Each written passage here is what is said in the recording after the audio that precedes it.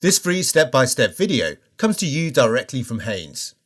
You can complete more than 200 jobs on this vehicle when you purchase the complete Haynes online manual at haynes.com. Open the passenger's door and pull the bonnet release handle. Lift the bonnet slightly, then pull the safety catch lever and fully open the bonnet. The battery is located under a cover on the left-hand side of the engine compartment.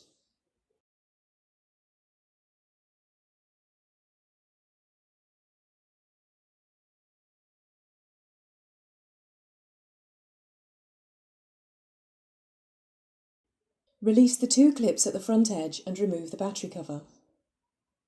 Slacken the nut and, using a twisting motion, pull the negative lead clamp from the battery terminal. Position the lead to one side to prevent accidental reconnection. Disconnect the positive lead clamp from the battery in the same manner.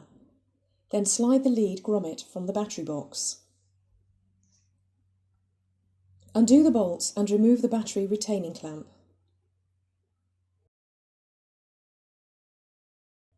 Pull the vent pipe from place, then lift out the battery. Take care as it's very heavy. Manoeuvre the battery into position with the negative terminal at the rear. Press the vent pipe into the hole in the front edge of the battery.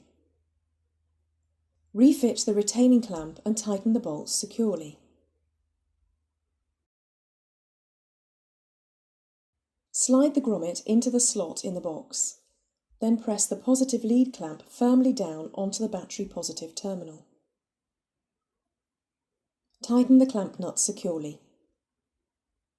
Press the negative lead clamp firmly down onto the battery negative terminal and tighten the clamp nut.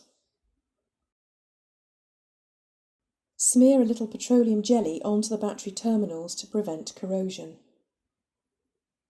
Refit the battery cover, ensuring the clips at the front edge engage.